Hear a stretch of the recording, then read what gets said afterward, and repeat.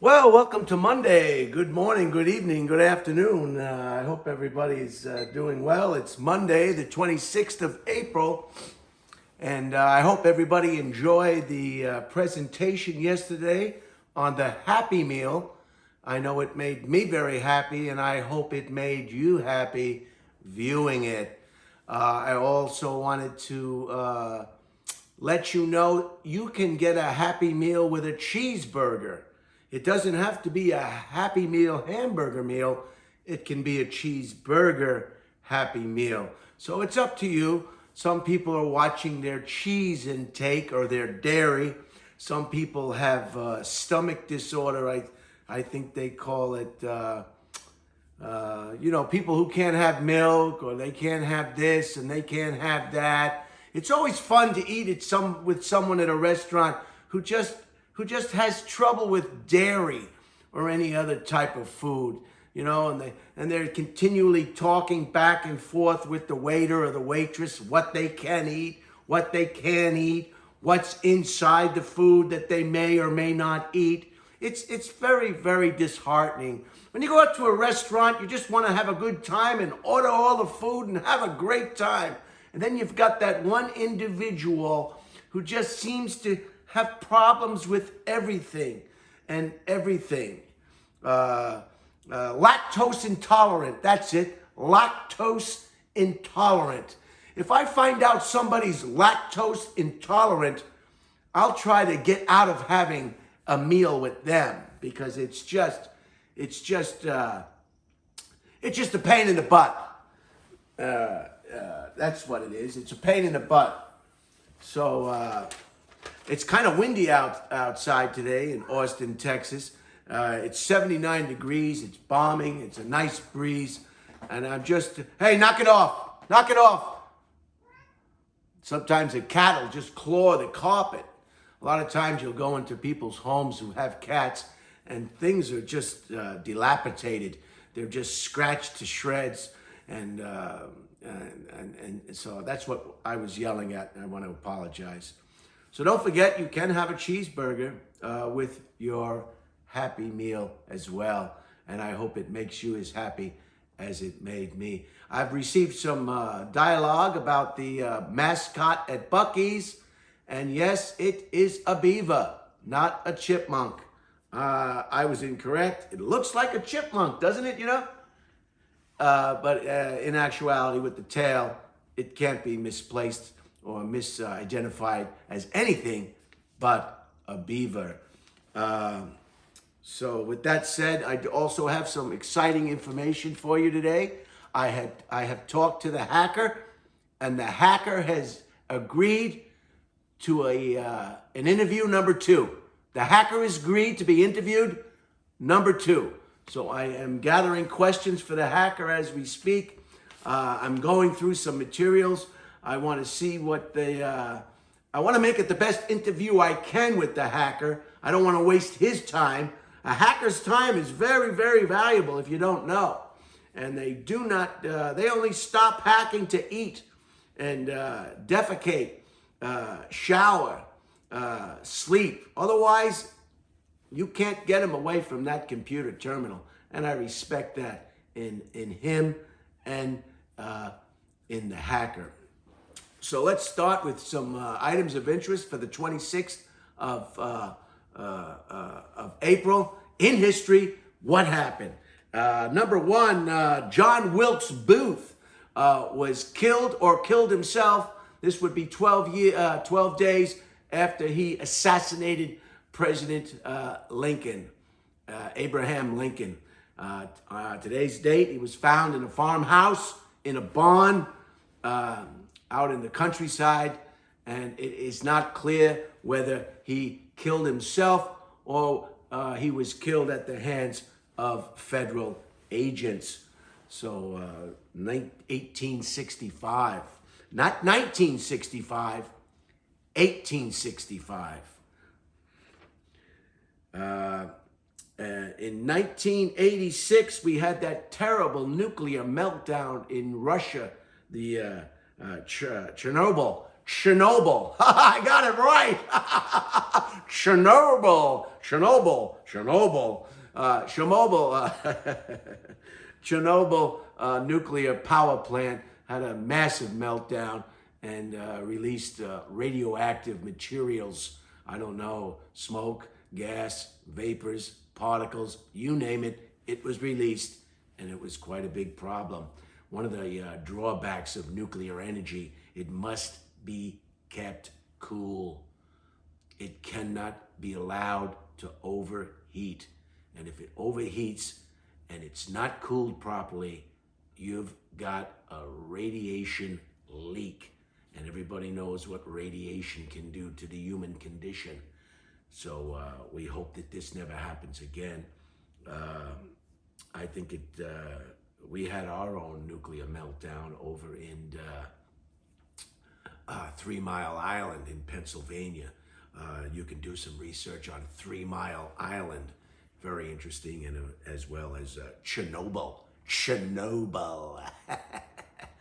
And on Long Island, they were going to make a nuclear power plant. And then they realized if there was a meltdown or there was a problem, the residents of Long Island wouldn't be able to evacuate.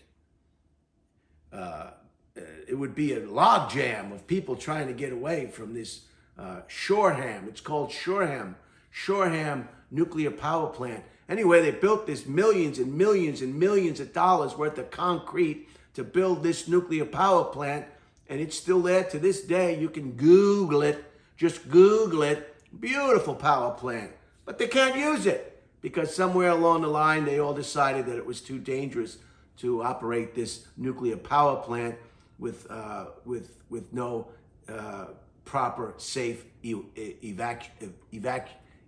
evacuation route.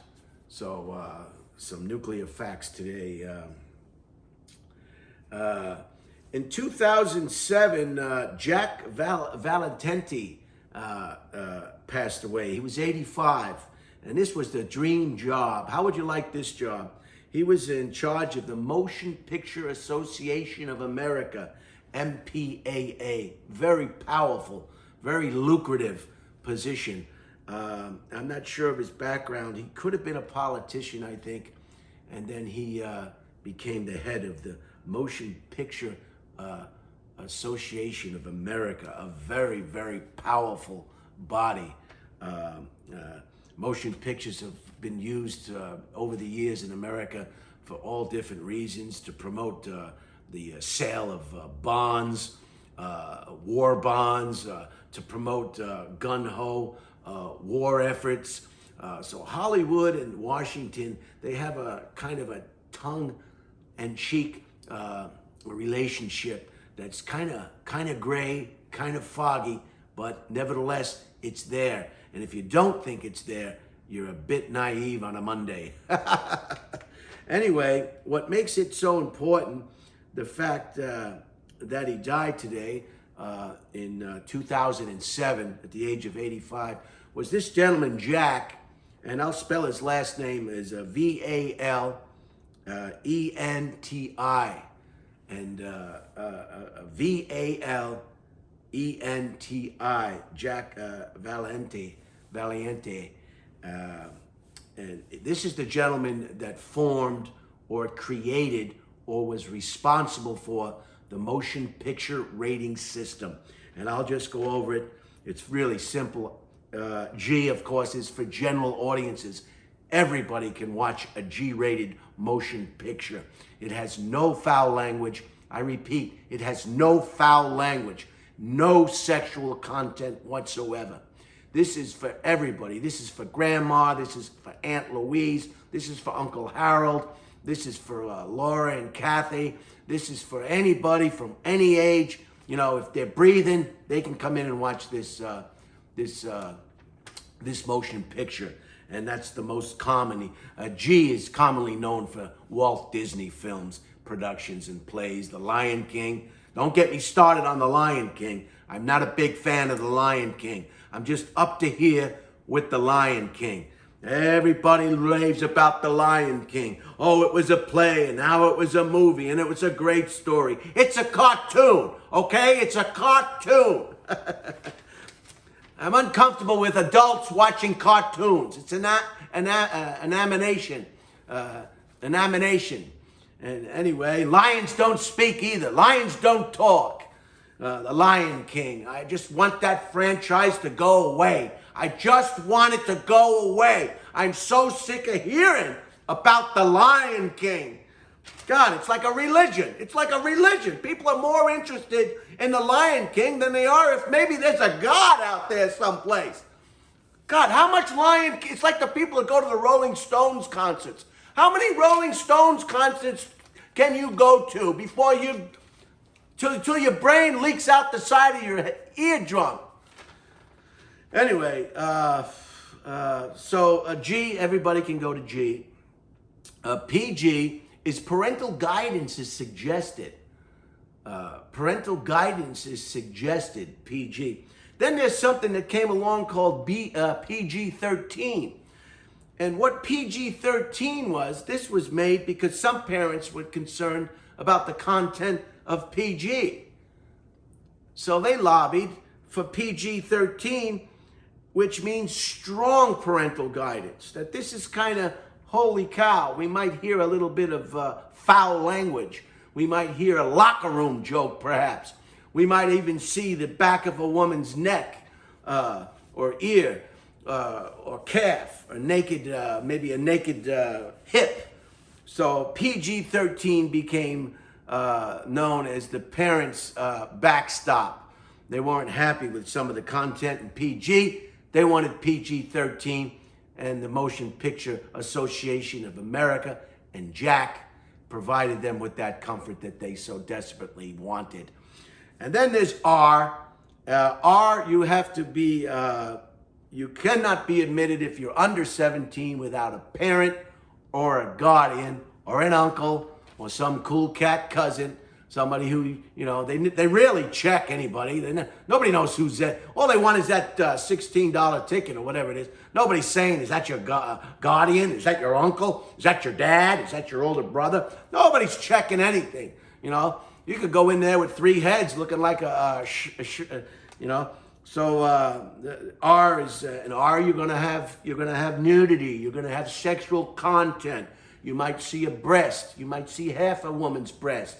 You might see a bare buttocks on a woman. You might even see private parts. And I don't even want to go on this presentation about private parts. Everybody, I think, knows what I'm talking about when I say private parts. And if you're an actress or an actor in Hollywood, your private parts are not private. Just look at Sharon Stone. She couldn't wait to show her private parts. Anyway, that's R. Or NC-17. NC-17 is nobody. I don't care if you're with your father, your mother, a parent, Uncle Bob. I don't care. NC-17 means no one under 17 is getting in that. No one under 17, sometimes they shake the doorknob and the cat will jump up on this chair and try to egress through this door onto the back patio. NC-17, no one under 17 is getting in this one. And this will have sexual content. It will have locker room or foul language. It will have heavy doses of sexual content and violence. A lot of violence, a lot of shooting. I can't wait till May 7th. The Transporter's coming out with a new movie. You know that guy, that little actor who's in The Transporter? His name, he's got one of these names it doesn't roll off my tongue. Amos or something like this. He's the Transporter guy. You ever see those movies, The Transporter? He's coming out with a new movie on May 7th, so I'm excited about that. I think I'll actually go to the public theater and maybe in the daytime. The daytime is a great time to go to the theater. There's nobody there. Just a few senior citizens, some retirees. It's quiet. You can sit anywhere you want. It's great. One time my brother Jay and I were on Long Island. We went to see Machete with that guy, I can't remember anybody's name. The guy who plays the tough guy all the time. What's his name? Machete. We were the only ones in the theater. It was the greatest experience, and it was the greatest movie. Oh my. Okay, hold on. That's the 15-minute mark. I got to wrap this up. Machete.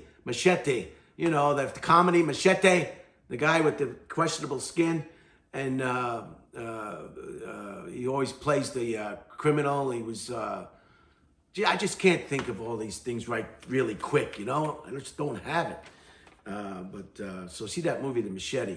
So that's the rating system, and G, PG, PG-13, R, or NC-17. So NC-17 and R, you're going to see violence, you're going to see sexual content, you're going to see bad words or foul language. So be careful. PG-13, you know, it's up to your parents. You know, the parents have to judge how mature that child is and what that child can take. I remember when I was in the Boy Scouts, they took me to see Deliverance. And I think Deliverance with Burt Reynolds, the canoe trip movie, that was, it disturbed me. It disturbed me. I shouldn't have been watching that movie. You know, they had sexual contact with two guys. Remember the Hillbillies, and it was just it was too much for me. And I think that was rated R, Deliverance. And it's just an example. You know, some things you shouldn't see at certain ages. It's going to be too much. You know, I didn't need to see that. And then Burt Reynolds, his bone came out of his skin. Remember, he got a compound fracture on the rocks. I mean, I say I'm on a canoe trip. They took me to see Deliverance on a canoe trip. You know, it's a wonder I'm still, you know, it's probably what, and I even called up to see if I could get a payment from the Boy Scouts of America, you know, but they said I hadn't been touched. If you haven't been touched physically or molested in any way, they don't want the case. But I did call and say, hey, they took me to see Deliverance. I was too young. It affected me. Didn't want to hear it. Didn't want to hear it. They said, well, were you touched? I said, no. I just saw a movie that touched me into my brain. Then I had to get back on the canoe the next day. Jeez, talk about